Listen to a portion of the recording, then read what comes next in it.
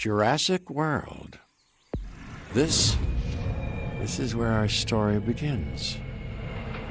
A scientific breakthrough without any consideration of the consequences. So nature did what it does and unleashed chaos. This time, we were deeper into the illusion of control, and the chaos brought something much worse. And for a moment, we remembered how precious life is. But time has a funny way of softening our memory of what it's like to lose control. And ambition. Ambition is a persistent thing. For the dinosaurs left behind, time was becoming immaterial. From miracles of science to assets destined for exploitation. Perhaps it's time we reflect on the true nature of nature. An endless cycle with one goal: survival. And this means that dinosaurs and humanity will have to find a way to work out their differences.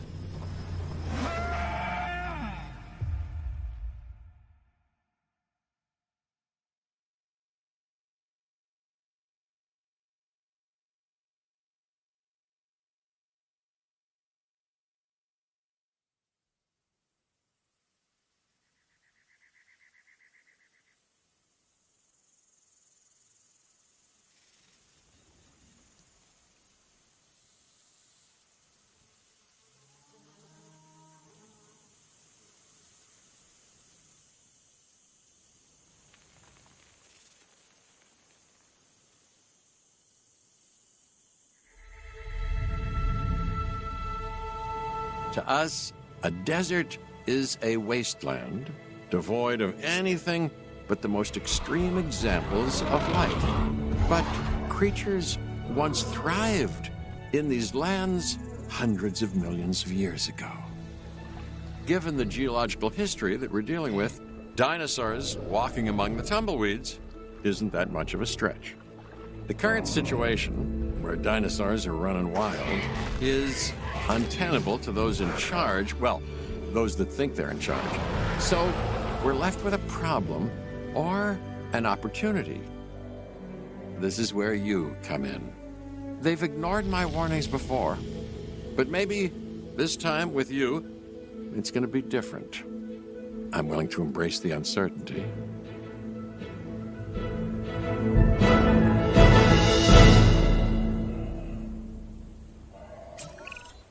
Okay.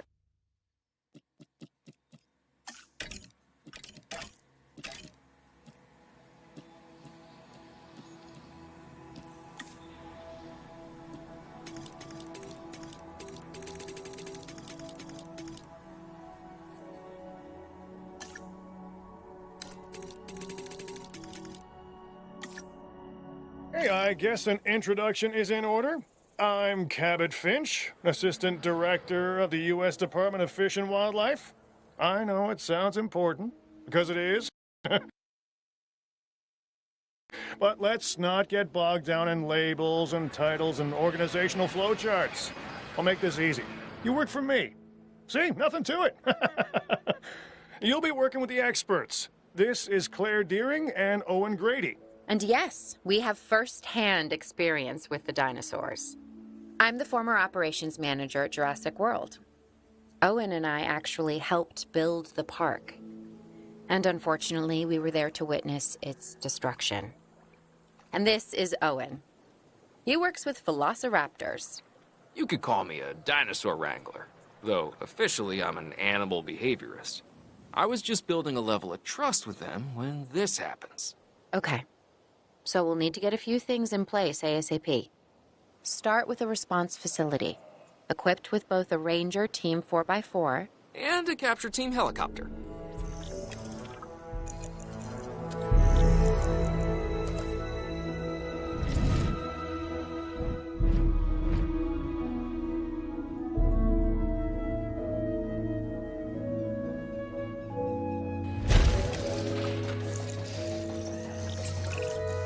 We are making excellent progress, so let's stay focused. Next step, building a backup generator. Then feeding the energy it creates to the response facility. And also make sure the building is connected to the path network. It only does us good if it's operational.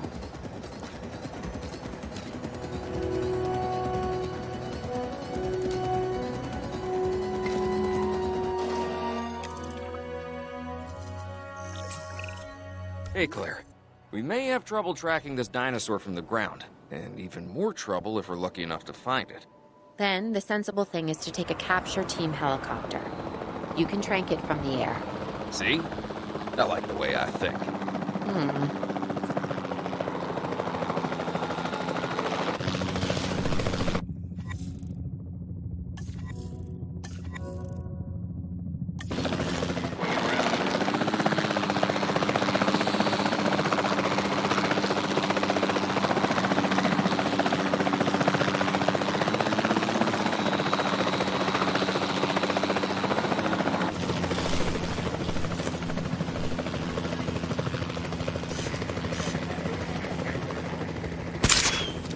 Asset missed.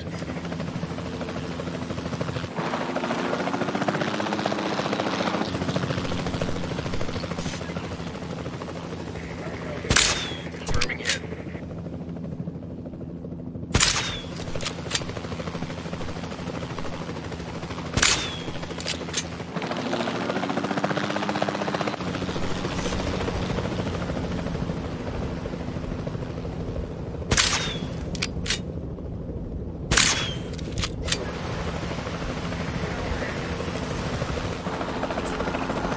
Claire, this is Owen.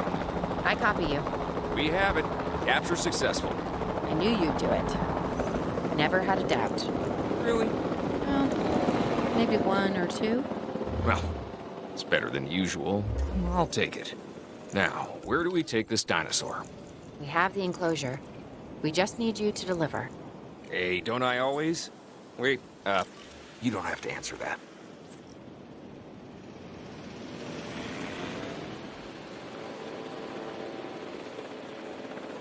Picking up asset.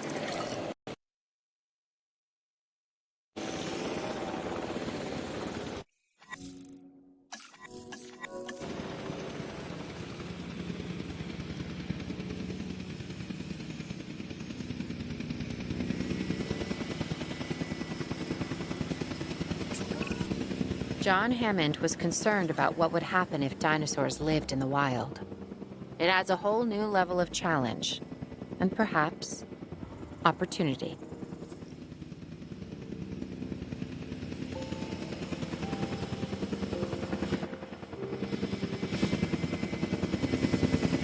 Asset in transit.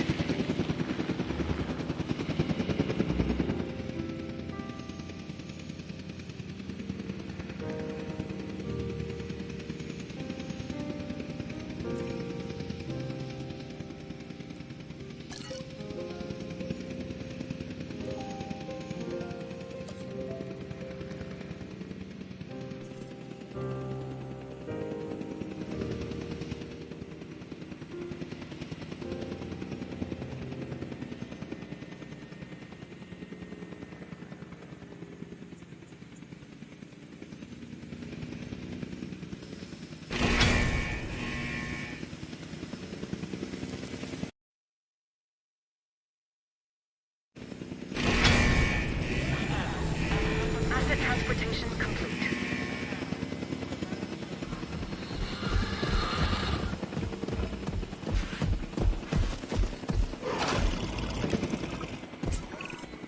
Whew, I instantly recognize this dinosaur.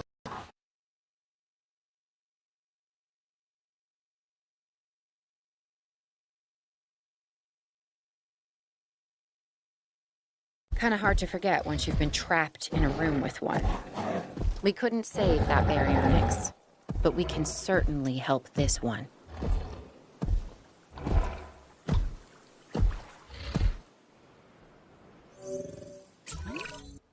There's not a lot out there for the dinosaur to consume, so we'll need a feeder inside the perimeter of that enclosure. Hungry dinosaurs make me nervous. Can't disagree with you there.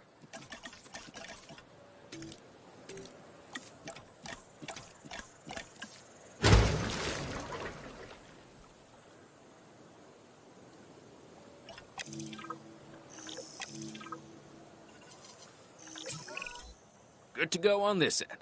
Copy. Okay. We need to get a full assessment of the dinosaur's health. Utilize a ranger team vehicle. Owen will help you get a status of the animal's overall welfare. Then we can plan our next move. You really need that? A plan? I mean, I've always been more of a just make it up as I go kind of guy. Tell you what, if this doesn't work, we'll try your way. That sort of sounds like a plan.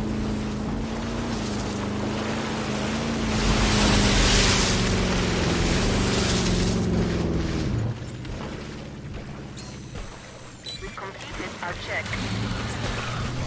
While we can't replicate what we had on the islands, we still have to do what we can to get the dinosaurs more comfortable with their current surroundings here in Arizona. Sunscreen and drinks by the pool? How's that sound? Are you seriously asking? Or pretend asking?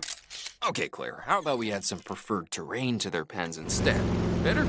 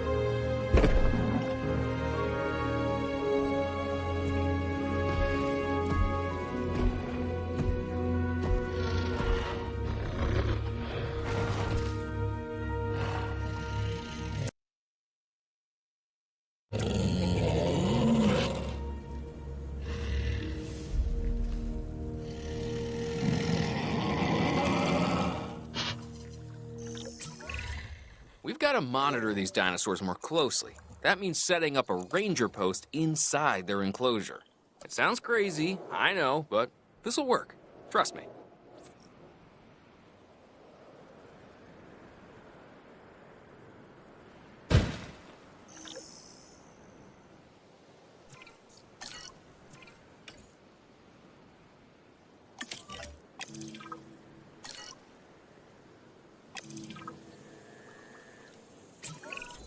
I'm getting reports of dinosaurs running freely around the facility, Claire. The reports may be accurate, but they don't paint a complete picture of our current status.